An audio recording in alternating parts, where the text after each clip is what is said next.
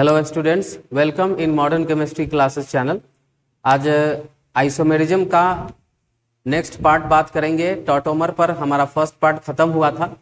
Configurational, conformational, ये सारा चीज़ें हम डिस्कस करेंगे। आप याद करें कि आइसोमेरिज्म का क्लासिफिकेशन क्या था। आइसोमेरिज्म को सबसे पहले दो टाइप में हम लोग डिवाइड किए थे। एक कॉन्स्टिट्यूशनल था जिसको स्ट्रक्चरल बोलते हैं, और दूसरा क्या था, स्टीरियो आइसोमर था।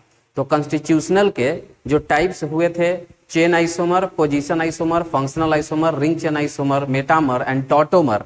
तो प्रीवियस लेक्चर मेरा टॉटोमर फिनिश हो चुका है और पूरा क्वेश्चन उसमें हम आपको डिस्कस करवाए थे। आज आगे बढ़ते हैं स्टीरियो आइसोमर की तरफ। जैसा कि आप यहाँ पर हेडिंग देख रहे हैं कि स्टीरियो आइसोमर आज हम लोग डिस्कस करने वाले हैं। स्टीरियो आइसोमर क्या होता है? देखिए, स्टीरियो आइसोमर वो होता है जिसमें कि आप बिना बॉन्ड तोड़े हुए, मतलब कि उसका जो स्पेशियल ओरिएंटेशन है वो सिर्फ बदलता है। स्पेशियल ओरिएंटेशन का क्या मतलब हुआ कि जो ग्रुप है, वो कोई भी ग्रुप जो लगा हुआ है उसका स्पेस में डायरेक्शन चेंज हो रहा है। ठीक है। स्ट्रक्चरल में क्या था, बॉन्ड टूट करके और फिर किसी दूसरे जगह पर अटैच्ड होता था। यहाँ पर ये बात नहीं होगा, ग्रुप जिस कार्बन से लगा हुआ है उसी कार्बन से रहेगा, लेकिन उसका जो स्पेशियल ओरिएंटेशन है, स्पेस में जो डायरेक्शन है, जैसे कभी ऊपर रहेगा कभी नीचे रहेगा, लेकिन रहेगा उसी कार्बन से अटैच्ड, तो इसको हम क्या बोलते हैं, स्टीरियो आइसोमर कहते हैं। तो जब हम किसी स्पेशियल ओरिएंटेशन की बात करें किसी भी आइसोमर में, तो उसको हम लोग स्टीरियो आइसोमर कहते हैं। इसीलिए स्टीरियो आइसोमर का एक और भी नाम होता है जिसे हम स्पेस आइसोमेरिज्म कहते हैं। चलिए, अब स्टीरियो आइसोमर को दो पार्ट में हम लोग डिवाइड करते हैं। पहला है कॉन्फिगरेशनल और दूसरा है कॉन्फॉर्मेशनल। कॉन्फिगरेशनल और कॉन्फॉर्मेशनल में हम वर्सेस करते हैं, इस दोनों में अंतर क्या है। तो कॉन्फिगरेशनल में आपको दिखेगा कि कॉन्फिगरेशनल में जो स्पेशियल ओरिएंटेशन चेंज कर रहा है ग्रुप का, वो बिना बॉन्ड तोड़े हुए आप चेंज नहीं कर सकते हैं। वहां एक डबल बॉन्ड होता है, उसको ब्रेक करना होता है। वहां रोटेशन रिस्ट्रिक्टेड होता है, फ्री रोटेशन नहीं होता है। अगर आप बात करें रोटेशन करने का, उसका ग्रुप चेंज करने का स्पेस में, तो वहां पर एक ऐसा सिचुएशन आता है जैसे डबल बॉन्ड वगैरह होगा, और वहां पर जब आप घुमाएंगे तो डबल बॉन्ड जो है रोटेशन करने से रोकता है, रिस्ट्रिक्ट करता है।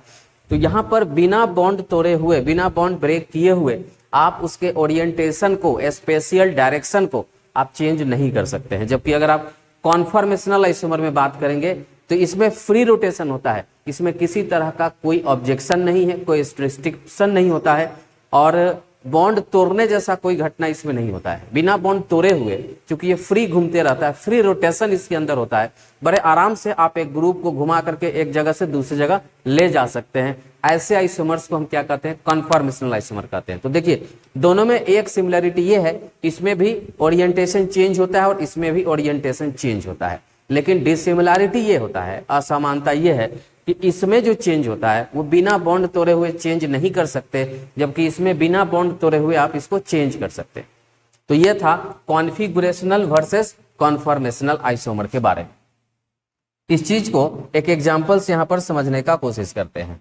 देखिए, जैसे यहाँ पर ये दोनों CH3 क्या है, सेम डायरेक्शन में है।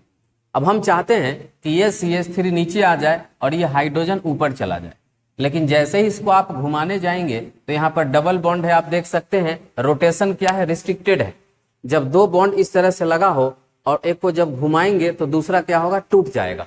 सिंगल बॉन्ड रहता तो स्पिन मोशन होता, डबल बॉन्ड होने के कारण यहाँ पर रोटेशन रुक रहा है, मतलब यहाँ एक बॉन्ड टूटने लगेगा। तोड़ने के बाद ही आप CH3 को यहाँ और H को इधर कर पाएंगे। तो जब आप तोड़ करके और ये स्ट्रक्चर डेवलप कराते हैं,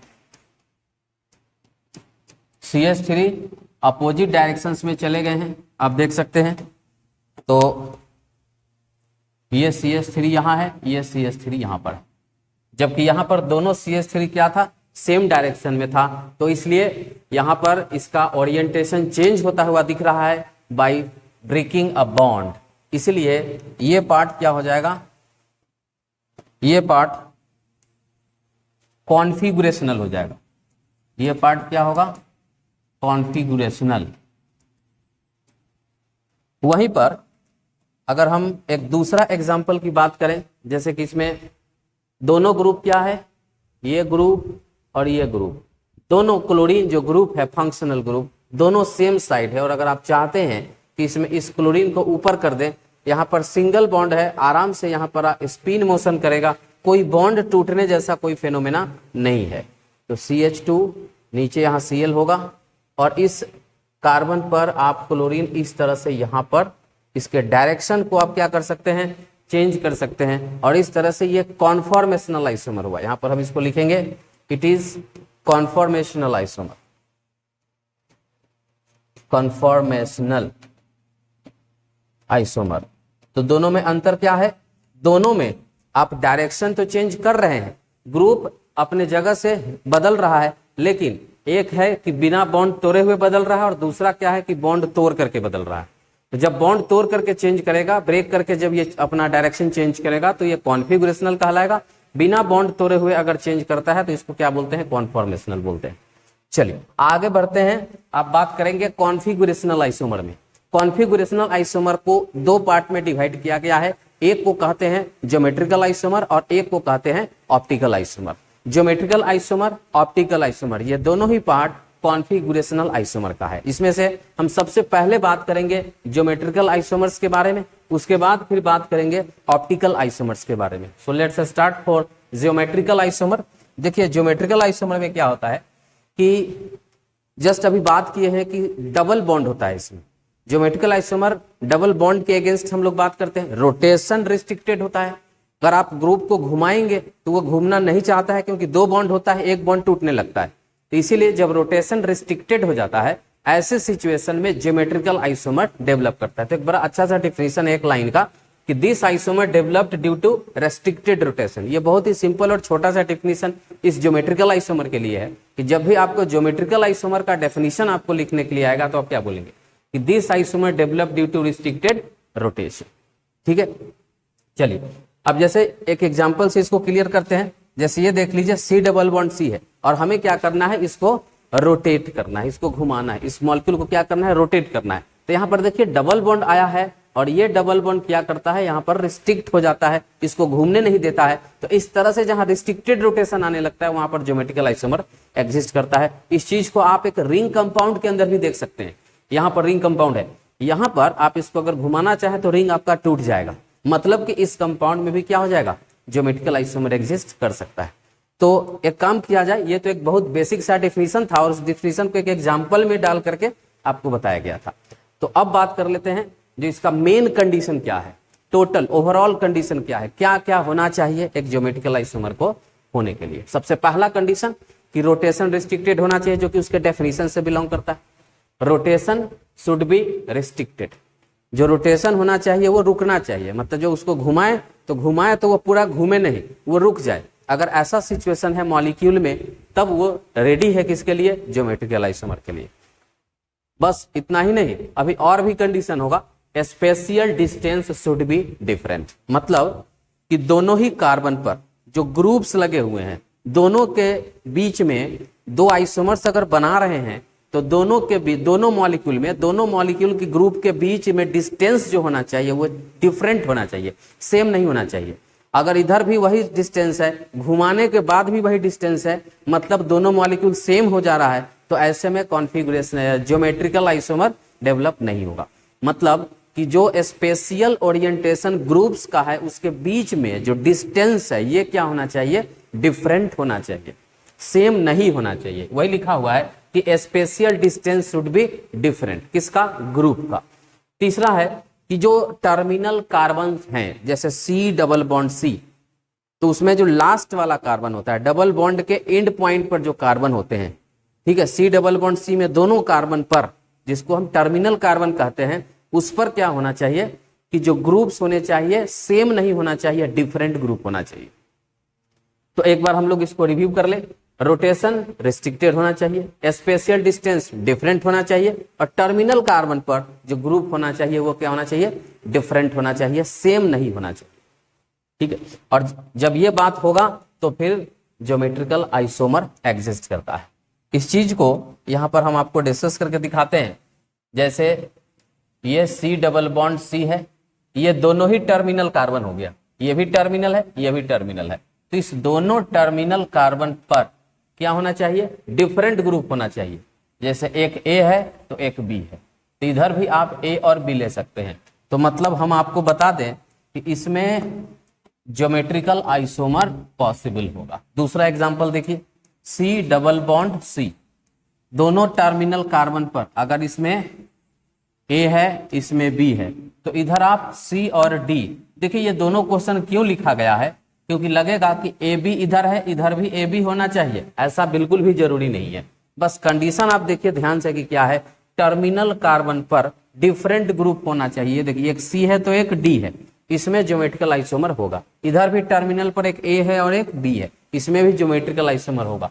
लेकिन अगर क्वेश्चन कुछ ऐसा आपको दे दे और आपको पूछे कि बताइए कि इसमें ज्योमेट्रिकल आइसोमर होगा कि नहीं होगा, तो देखिएगा इस टर्मिनल कार्बन पर दो डिफरेंट ग्रुप तो हैं, लेकिन इस टर्मिनल कार्बन पर दोनों क्या हो गया, इक्वल ग्रुप हो गया, एकदम सेम ग्रुप लगा हुआ है, इसलिए इस मॉलिक्यूल में ज्योमेट्रिकल आइसोमर एग्जिस्ट नहीं करेगा। दूसरा एग्जांपल देखिए, इसमें भी ए बी, यहां भी आप देख सकते हैं ऐसे ये दोनों सेम हो गया, हम दोनों में एक ए कर देते हैं और यहां पर हम मॉलिक्यूल को बी कर देते हैं। क्या इसमें होगा? इसमें भी बिल्कुल नहीं होगा, क्योंकि ये देखिए टर्मिनल कार्बन पर दोनों ग्रुप इधर भी सेम है और टर्मिनल कार्बन पर दोनों ग्रुप क्या है, इधर भी सेम है, मतलब इसमें भी ज्योमेट्रिकल आइसोमर क्या नहीं होगा, इसमें ज्योमेट्रिकल आइसोमर नहीं होगा और इसमें ज्योमेट्रिकल आइसोमर नहीं होगा। मतलब टर्मिनल कार्बन पर ध्यान दीजिएगा, टर्मिनल कार्बन पर जो ग्रुप होने चाहिए वो क्या होने चाहिए, डिफरेंट होने चाहिए। अगर सेम ग्रुप हो जाएगा तो ज्योमेट्रिकल आइसोमर नहीं होगा। तो रोटेशन रिस्ट्रिक्टेड है, डबल बॉन्ड है तो रिस्ट्रिक्टेड है।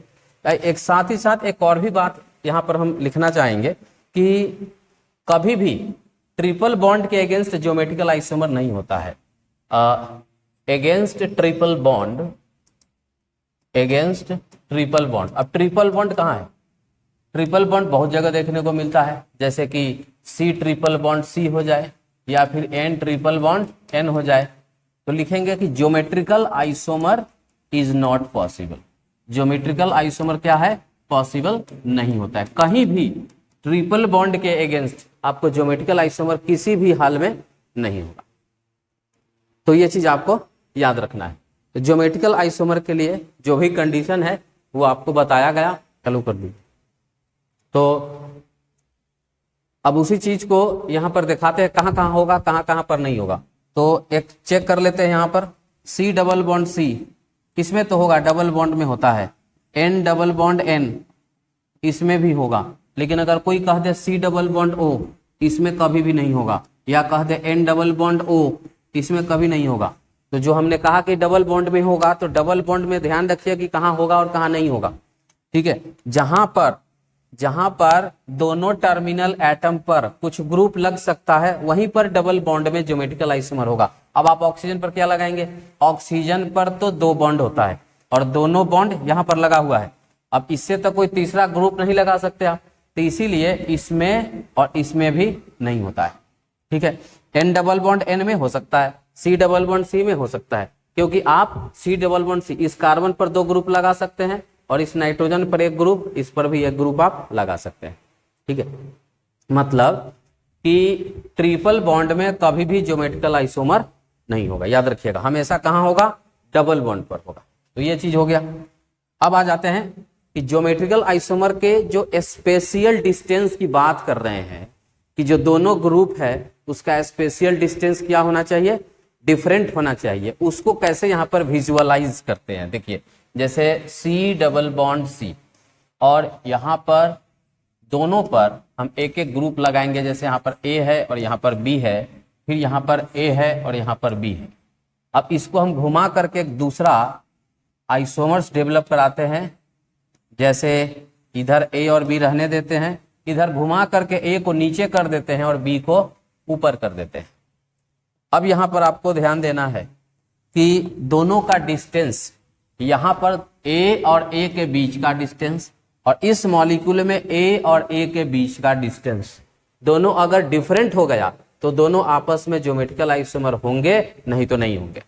चलिए अब यहां पर देख लीजिए, A और A के बीच में ये डिस्टेंस है और यहां पर A और A के बीच में ये डिस्टेंस है।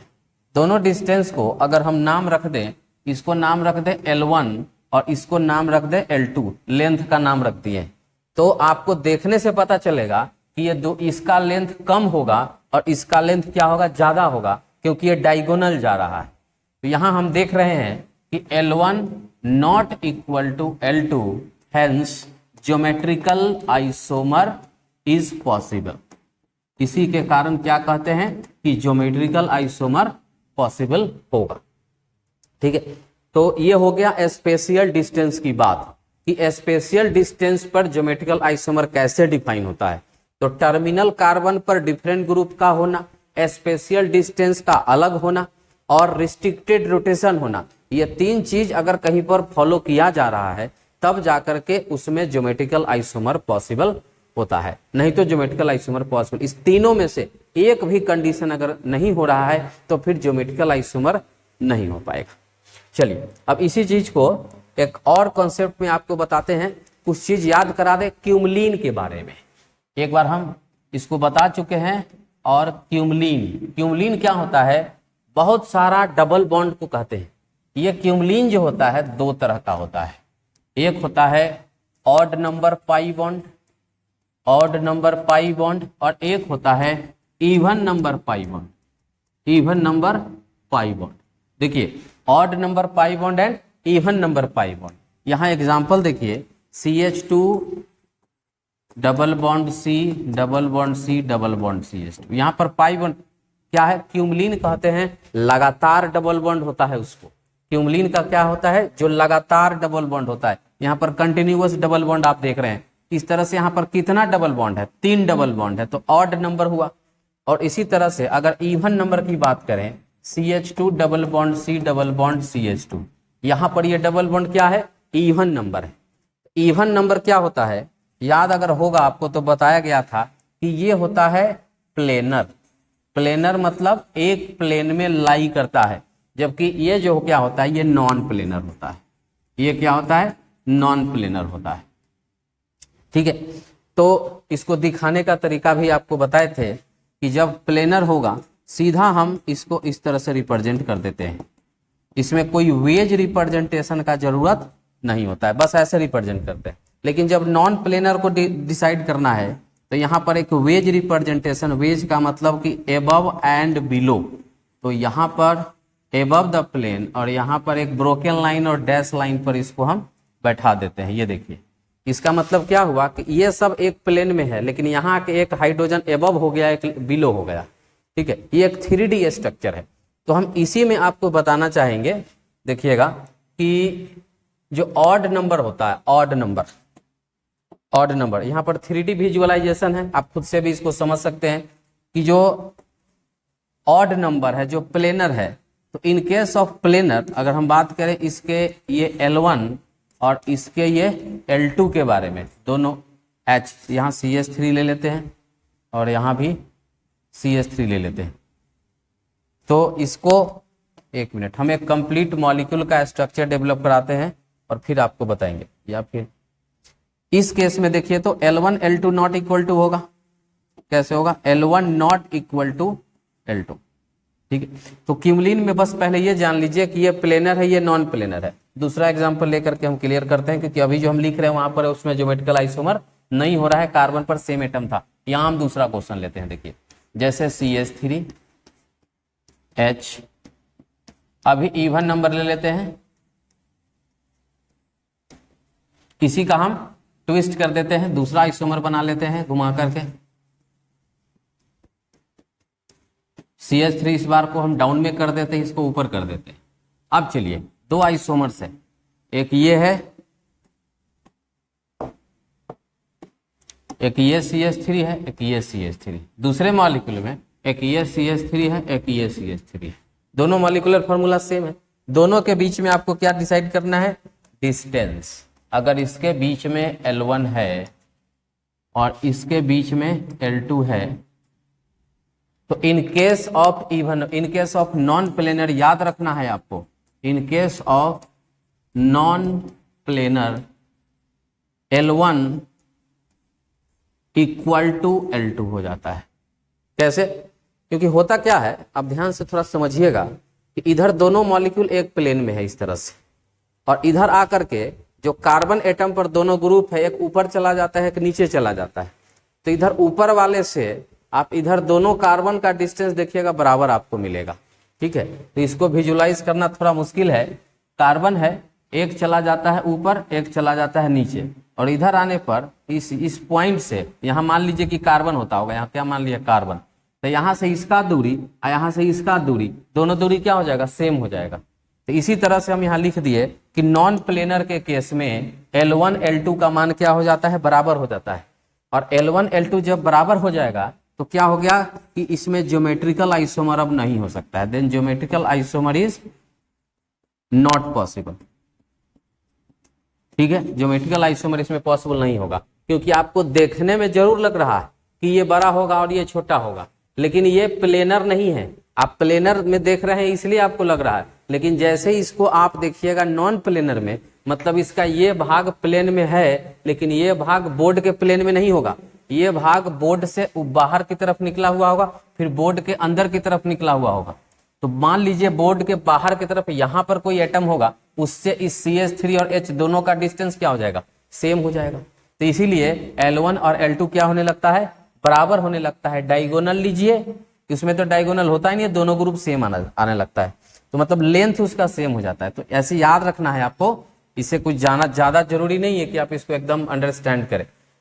क्वेश्चन बनाना है, बस आप याद रखिए कि इवन नंबर अगर पाई बॉन्ड है तो वो नॉन प्लेनर है, और नॉन प्लेनर के केस में L1 इक्वल टू L2 होता है, इसीलिए ज्योमेट्रिकल आइसोमर पॉसिबल नहीं है। नहीं तो आप डायरेक्ट याद रखिए कि इवन नंबर क्यूमलीन में ज्योमेट्रिकल आइसोमर संभव नहीं। लेकिन इसी चीज को अगर हम यहां ले जा करके देखें ऑड नंबर वाले केस में, जैसे ऑड नंबर ले लेते हैं, और जो कि प्लेनर होता है, तो प्लेन में जो दिखेगा वही होगा, जो नहीं दिखेगा वो नहीं होगा। जैसे यहां दोनों CH3, ये CH3, इसके बीच में लेंथ अगर L2 है, और ये CH3 और ये CH3, इसके बीच में लेंथ क्या है, L1 लंबाई है इसका। तो इसमें ऑलवेज याद रखना है कि इसमें always L1 not equal to L2, कभी भी ये लेंथ और ये लेंथ बराबर नहीं होगा। कब, जब 3 पाई बॉन्ड होगा तब। 1 3 5 7 9 पाई बॉन्ड जब आने लगेगा तो L1 not equal to L2 हो जाएगा, और तब क्या हो जाएगा, hence geometrical isomer possible, hence geometrical isomer is possible. तो क्यूमलीन का केस जरूर याद रखिएगा। क्यूमलीन में ऑड नंबर पाई बॉन्ड में ज्योमेट्रिकल आइसोमर होता है, और इवन नंबर पाई में ज्योमेट्रिकल आइसोमर नहीं होता है। तो ये एक अलग से कॉन्सेप्ट था जिसको हमने आपको बताया। अब देखिए यहां पर कुछ क्वेश्चंस आपको करे जा रहे हैं। इसमें ये आपसे पूछा जा रहा है कि बताइए कि किस मॉलिक्यूल में ज्योमेट्रिकल आइसोमर होगा और किस मॉलिक्यूल में नहीं होगा। अब इसी पॉइंट पर आते हैं और क्वेश्चन को डिस्कस करते हैं। देखिए ज्योमेट्रिकल आइसोमर, मान लीजिए किसी मॉलिक्यूल में ढेर सारा पाई बॉन्ड है, डबल बॉन्ड है।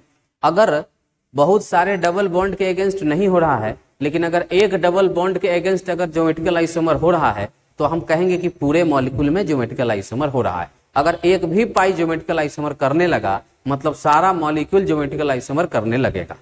लेकिन अगर एक भी पाई ऐसा नहीं है जो ज्योमेट्रिकल आइसोमर करे, तो इसका मतलब कि उस मॉलिक्यूल में ज्योमेट्रिकल आइसोमर नहीं होगा। अब इस बात को ध्यान में रखते हुए सबसे पहला नंबर क्वेश्चन बनाते हैं। देखिए टर्मिनल कार्बन पर सेम ग्रुप है, यहाँ कार्बन पर ध्यान दीजिए, कार्बन पर 2 हाइड्रोजन है, दोनों सेम ग्रुप है, इसलिए यहाँ पर ये आइसोमर, इसके अबाउट ज्योमेट्रिकल आइसोमर नहीं होगा। साइड वाले पर भी देख लेते हैं, यहाँ पर कार्बन पर 2 हाइड्रोजन है, तो दोनों हाइड्रोजन सेम है, और इसलिए इस पाई बॉन्ड पर भी ज्योमेट्रिकल आइसोमर नहीं होगा। लेकिन अगर आप बीच वाले कार्बन पर देखेंगे तो यहाँ पर ज्योमेट्रिकल आइसोमर होता हुआ दिखेगा। कैसे कि इस कार्बन पर देखिए, कार्बन पर एक हाइड्रोजन है, और हाइड्रोजन के और एक कार्बन पर एक और इतना बड़ा सा ग्रुप है, तो दोनों ग्रुप क्या है, डिफरेंट है। इस कार्बन पर भी देखिए कि एक हाइड्रोजन है ग्रुप और एक इतना बड़ा सा ग्रुप है, तो इसीलिए बीच वाला पाई बॉन्ड में टर्मिनल कार्बन पर डिफरेंट ग्रुप है, जिसके वजह से ज्योमेट्रिकल आइसोमर पॉसिबल है। तो इसमें कहेंगे कि ज्योमेट्रिकल आइसोमर पॉसिबल, या आप इसमें टिक भी लगा सकते हैं। ठीक है। अब इसमें है ट्रिपल बॉन्ड, हमने पहले बताया है कि 3 बॉन्ड वाला में कहीं पर भी ज्योमेट्रिकल आइसोमर नहीं होता है। अब बच गया डबल बॉन्ड, तो साइड वाले डबल बॉन्ड पर कभी भी नहीं होगा। क्यों? क्योंकि यहाँ पर कार्बन पर देखिए 2 हाइड्रोजन है और बोला गया है कि टर्मिनल कार्बन पर क्या होना चाहिए, डिफरेंट ग्रुप होना चाहिए, तो इसलिए इस पर नहीं होगा। लेकिन बीच वाले कार्बन पर आप देखिए यहाँ पर जो डबल बॉन्ड है उसमें एक हाइड्रोजन है और दूसरा एक बड़ा सा ग्रुप है, यहाँ भी एक हाइड्रोजन है और एक बड़ा सा ग्रुप है, जिसके कारण बीच वाला पाई बॉन्ड में ज्योमेट्रिकल आइसोमर होने लगता है। उसके बाद तीसरा देखिए, साइड वाले में उसी तरह से नहीं होगा, ट्रिपल बॉन्ड में तो ऐसे भी नहीं होता है और डबल बॉन्ड साइड में है ये भी नहीं होगा। तो इसका मतलब कि इसमें GI नॉट पॉसिबल, इसमें ज्योमेट्रिकल आइसोमर पॉसिबल नहीं होगा। ठीक है। अब यहां देखिए ये पाई बॉन्ड है, ये है हमारा पाई बॉन्ड, यहां कार्बन यहां कार्बन, और देखिएगा कि दोनों तरफ जो ग्रुप यहां है वही ग्रुप यहां है, दोनों कार्बन पर सेम ग्रुप है, ये जो है ग्रुप वही ग्रुप है, सेम ग्रुप के कारण इसमें ज्योमेट्रिकल आइसोमर कभी भी नहीं होगा। जरा यहाँ पर चेक कीजिए, यहाँ भी देखिए कि इस टर्मिनल कार्बन पर 2 हाइड्रोजन आएगा और दोनों हाइड्रोजन चूंकि सेम है, यहाँ भी देखिए टर्मिनल कार्बन पर 2 हाइड्रोजन आएगा, दोनों हाइड्रोजन सेम है, तो इसमें भी ज्योमेट्रिकल आइसोमर पॉसिबल नहीं होगा। लेकिन यहाँ पर देखिए इस पाई बॉन्ड में भी नहीं होगा, क्योंकि यहाँ पर 2 हाइड्रोजन है और दोनों हाइड्रोजन सेम है। लेकिन यहाँ देखिए इस पाई बॉन्ड पर इधर तो एक कार्बन है लेकिन इधर एक हाइड्रोजन होगा, यहाँ पर एक कार्बन है इस टर्मिनल का, इधर एक बड़ा सा ग्रुप समझ लेंगे, तो मतलब कि इसमें यहाँ पर ज्योमेट्रिकल आइसोमर होगा। इस केस में ज्योमेट्रिकल आइसोमर होने लगेगा। अगला क्वेश्चन कुछ और यहाँ पर देख लेते हैं, जैसे कि C डबल बॉन्ड C, तो यहाँ पर ये 2 हाइड्रोजन है, दोनों क्या हो गया सेम, मतलब कि इस पाई बॉन्ड के अगेंस्ट ज्योमेट्रिकल आइसोमर पॉसिबल नहीं है। लेकिन यहाँ देखिए नाइट्रोजन डबल बॉन्ड है, यहाँ पर एक H होगा, तो इस कार्बन पर उधर और इधर डिफरेंट ग्रुप है, नाइट्रोजन पर इधर एक अलग ग्रुप है, तो मान लीजिए इधर एक ग्रुप है तो इस पर ज्योमेट्रिकल आइसोमर हो जाएगा, तो मतलब कि इसमें ज्योमेट्रिकल आइसोमर क्या है, पॉसिबल होगा। यहां देखिए इसमें भी इसमें देखिए कार्बन है, कार्बन पर दोनों ग्रुप क्या है, सेम है, इसीलिए इसमें ज्योमेट्रिकल आइसोमर नहीं होगा। यहां पर देखिए कि रिंग में अगर पाई बॉन्ड के अबाउट देखा जाए तो 6 मेंबर तक 7 मेंबर तक क्या होता है, ज्योमेट्रिकल आइसोमर पॉसिबल नहीं होता है। एक कॉन्सेप्ट को यहां पर हम लिख देना चाहेंगे कि up to 7 membered ring, up to 7 membered ring geometrical isomer about C double bond C is not possible. C double bond C possible, sorry C double bond C नहीं, geometrical isomer C double bond C के against अगर देखेंगे तो वो चीज आपको नहीं दिखाई देगा, क्योंकि रिंग टूट जाता है। इस पर हम बाद में डिस्कस करेंगे। अभी हम आपको ज्योमेट्रिकल आइसोमर के बारे में बताए, ज्योमेट्रिकल आइसोमर का कंडीशन बताए, डेफिनेशन बताए, कब होता है और कब नहीं होता है। ठीक है। अगले लेक्चर में हम आपको बताएंगे types of geometrical isomer. Geometrical isomer कितने तरह का होता है, जैसे कि सिस, ट्रांस, ई, जेड, ये सब क्या होता है, ये सब हम अगले क्लास में डिस्कस करते हैं। तो आज के लिए इतना ही, थैंक यू।